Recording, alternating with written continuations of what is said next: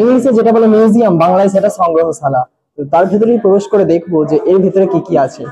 বেশ ভালো লাগলো মুসলিম এলাকায় এসে। আমাদের রাধাকৃষ্ণের অন্তত পক্ষে কিছু তো মূর্তি আছে। বিশেষ করে সনাতন ধর্মীয়দের এটা একটা জায়গা। এই আখড়ায় সাধারণত সাধু, সন্ন্যাসী এবং ভক্তরা ধর্মীয় সেবা এবং শিক্ষা প্রদান করে করতেন। তখনকার দিনে কত সুন্দর টেবিল ফ্যান দেখো। এখানে রয়েছে আবার একটা বিশাল বড় খাট, যেটা কিন্তু একদম পালঙ্ক পালঙ্ক টাইপস। এইগুলো যদি বাড়িতে থাকে আলাদাই কিন্তু একটা গ্ল্যামার চলে আসে। আমার এই জাতীয় জিনিসগুলো খুব পছন্দ। অ্যান্টিক জিনিস কিন্তু খুব ভালো লাগে। তলোয়ারের যেই নিচেটা দেখছো, এটা কিন্তু সম্পূর্ণটা রূপোর। একটু জুম করলে বুঝতে পারবে এগুলো কিন্তু সবটাই হচ্ছে রূপোর। কতটা ধারালো সেটা এখন ঠিক বুঝতে পারা যাচ্ছে না। এখানে মূর্তি, সরি, রাম, লক্ষ্মণ এবং সীতা, তাদের একটা সুন্দর প্রতিচ্ছবি দেখতে পাওয়া যাচ্ছে। পাশে রয়েছে বজরংবলী। হেসেলে গেল তখন কিন্তু এইরকম বড় বড় কড়াইয়ের মধ্যে রান্না করেছিল, আমরা কিন্তু দেখেছিলাম। তো সেই জিনিস কিন্তু এখানে একটা দেখছি, দেখো।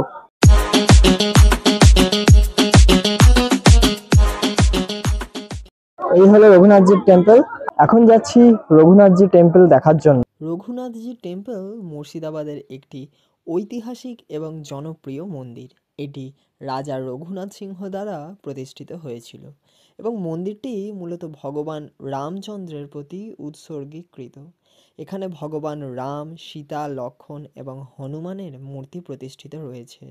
বেশ ভালো লাগলো মুসলিম এলাকায় এসে। আমাদের রাধাকৃষ্ণের অন্তত পক্ষে কিছু তো মূর্তি আছে। মন্দিরটি তার স্থাপত্যশৈলী এবং ঐতিহাসিক গুরুত্ব এবং সাংস্কৃতিক মূল্যবোধের জন্য পরিচিত। এটি মুর্শিদাবাদ অঞ্চলের ভক্ত এবং পর্যটকদের জন্য একটি প্রধান আকর্ষণ। পুজো, বিশেষ করে রামনবমীর সময় মন্দিরে বিপুল সংখ্যক ভক্তের সমাগম হয়। আপনি যদি মুর্শিদাবাদ ভ্রমণ করেন তবে এই মন্দিরটি অবশ্যই দেখার মতো একটি জায়গা। মন্দিরটি শহরের কেন্দ্র থেকে সহজেই পৌঁছানো যায়। এটি মুর্শিদাবাদের ঐতিহাসিক ঐতিহ্যের একটি উল্লেখযোগ্য অংশ। এখানে এসে রাধাকৃষ্ণের মূর্তি দেখে খুব ভালো লাগলো। মানে মুসলিম এলাকায় এসে নিজের জাতির যে মূর্তি সেটা দেখলাম। বিশেষ করে আমি তো কৃষ্ণ ভক্ত, তো সেক্ষেত্রে এসে বেশ ভালো লাগে। এখন যাব এর ভেতরটাতে, এখন যাব আরো সামনের দিকটাতে। তো সেই সামনেরটাতে গিয়ে আর কি কি দেখার মতন আছে সেটা দেখবো। মেইন গেট থেকে প্রবেশ করার পর এখানে মোটামুটি কিন্তু সোজা হাঁটতে হবে। সোজা হাঁটলেই এবারে যেটা আমরা দেখতে পাবো সেটা হচ্ছে সুন্দর একটা বাগান এবং একাধিক তোপ। নসিবপুর আখড়া মুর্শিদাবাদ জেলার একটি প্রাচীন বৈষ্ণব আখড়া, যা রাধাকৃষ্ণের উপাসনার জন্য পরিচিত। এই নসিবপুর আখড়া মুর্শিদাবাদ জেলার জাফরগঞ্জ থানায় অবস্থিত। এর ঐতিহাসিক একটি ধর্মীয় স্থান। এটা হচ্ছে মূলত আখড়া বা সাধু সন্ন্যাসীদের একটা জায়গা। বিশেষ করে সনাতন ধর্মীয়দের এটা একটা জায়গা। এখানে বিভিন্ন রকমের ধর্মীয় আচার অনুষ্ঠান পালিত হয়ে থাকে।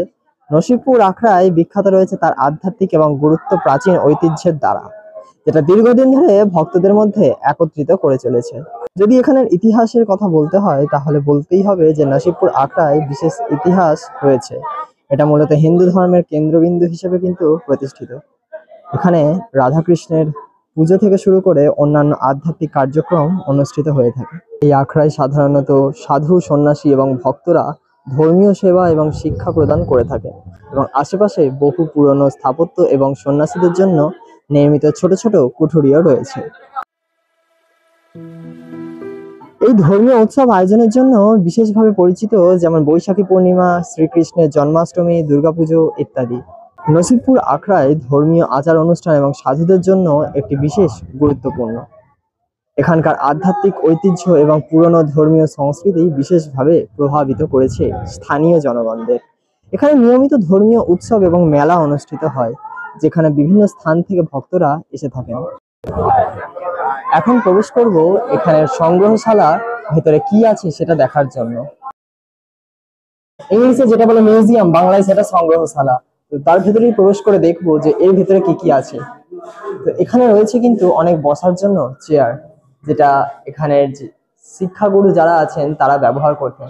ওই যে সামনে রয়েছে বিশাল বড় বন্দুক, এই বন্দুকটা তারা ব্যবহার করতেন। তখনকার দিনে কত সুন্দর টেবিল ফ্যান দেখো। এই টেবিল ফ্যান কিন্তু একটা বিশেষ আকর্ষণ যে এটা কিন্তু কোনো রকমের কারেন্টে চলতো না। এটা লম্ফ চালিত বা আগুন জ্বালিয়ে সেই ধোঁয়া দিয়ে কিভাবে চালানো হতো। তাহলে বুঝতেই পারছো তখনকার দিনের মানুষজনরা কতটা ট্যালেন্টেড ছিল, দে আর ভেরি ট্যালেন্টেড। এখানটাতে একটা রয়েছে আয়না, এটা কিন্তু মেনটেনের অভাবে খারাপ পর্যায়ে রয়েছে। এছাড়া রয়েছে বিভিন্ন রকমের কিন্তু পশু পাখির কাঠের কারুকার্য। বলেছে ফটো তুলবেন না, অথচ যখন আমি টিকিট কাটলাম তখন কিন্তু বলেছে যে ফটোগ্রাফি ভিডিওগ্রাফি করা যেতে পারে। এখানে রয়েছে আবার একটা বিশাল বড় খাট, যেটা কিন্তু একদম পালঙ্ক পালঙ্ক টাইপস, একদম বাঙালিয়ানা কিন্তু ফুটে উঠেছে। এদিকে একটা আরামকে দ্বারা, সাথে এখানে ল্যাম্প পোস্ট,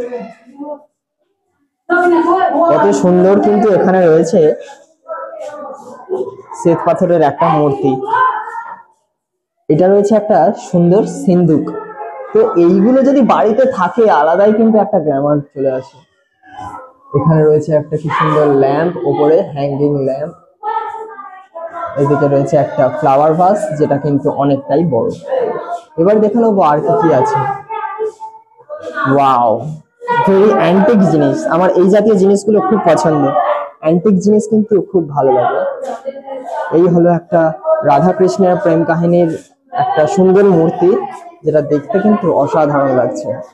এছাড়া রয়েছে ময়ূরের পালকের সুন্দর পাখা, রয়েছে শ্বেত পাথরের একটা মূর্তি চেয়ারের ওপর, যেগুলো কিন্তু বার্নিশ করা খুব সুন্দর, সবটাই কিন্তু মেনটেন। ওপরে কত সুন্দর এগুলো জ্বলছে, বিভিন্ন রকমের পেন্টিং, দামি দামি পেন্টিং, তরোয়াল এবং লাঠি, যে জিনিস কিন্তু মানুষ ব্যবহার করে থাকে বহু যুগ আগে। এখন সেগুলো মিউজিয়ামে রাখা হয়েছে দর্শনার্থীদের দেখার জন্য।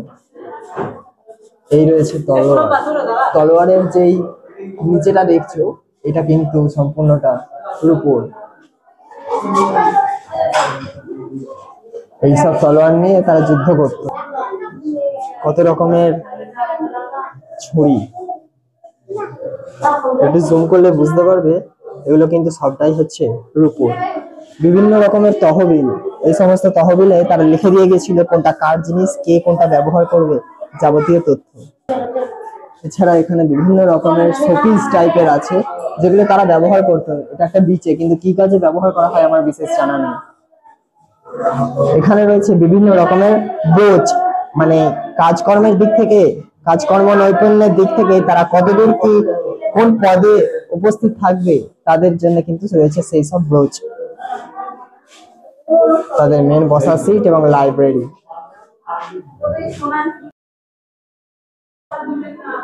কতটা ধারালো সেটা এখন ঠিক বুঝতে পারা যাচ্ছে না।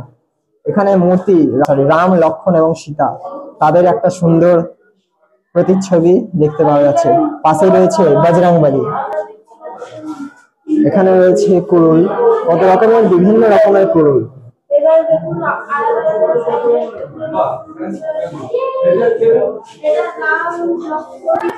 কাঁচের বোতল।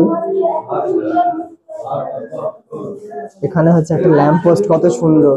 এবং তখনকার দিনে যেভাবে রান্না বান্না করা হতো, সেই রান্না বান্নার কত কি জিনিস আমরা যেটা যোধা আকবর সিনেমাতে কিন্তু দেখেছিলাম, যখন ঐশ্বর্য রায় যখন রান্না করতে হেসেলে গেল, তখন কিন্তু এইরকম বড় বড় কড়াইয়ের মধ্যে রান্না করেছিল, আমরা কিন্তু দেখেছিলাম। তো সেই জিনিস কিন্তু এখানে একটা দেখছি, দেখো কত বড় বড় সব কড়াই।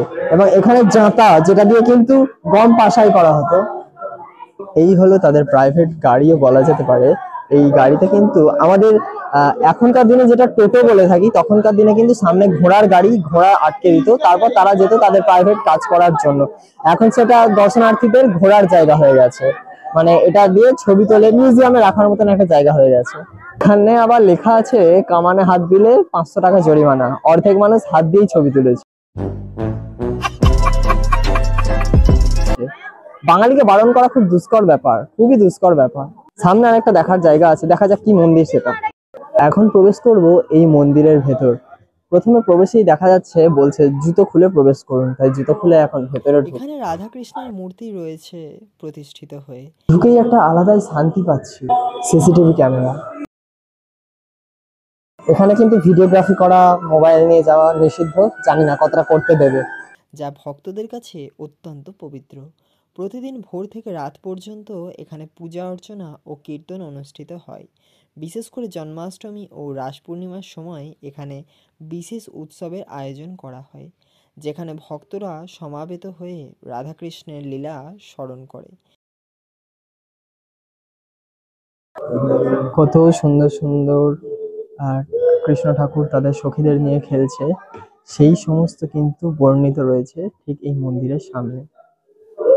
কৃষ্ণের যে লীলা, বিভিন্ন রকমের মানুষজনদের সেবা যত্ন সবটাই রয়েছে কিন্তু এখানে। নসিবপুর আখড়া মুর্শিদাবাদ জেলার বৈষ্ণব সংস্কৃতির একটি গুরুত্বপূর্ণ কেন্দ্র হিসেবে বিবেচিত হয়। আছেন জগন্নাথ প্রভু, শ্রী রাধাকৃষ্ণের সুন্দর প্রতিচ্ছবি। রাধাকৃষ্ণের মন্দির দেখা হয়ে গেল, এবার দেখে নেবো এখানে আর দেখার মতো কিছু আছে নাকি। সবগুলোই মোটামুটি দেখা কমপ্লিট হয়ে গেল, কি একটা আবার দরজা খোলা আছে, দেখা যাক এখান দিয়ে গিয়ে কি দেখার মতো আছে।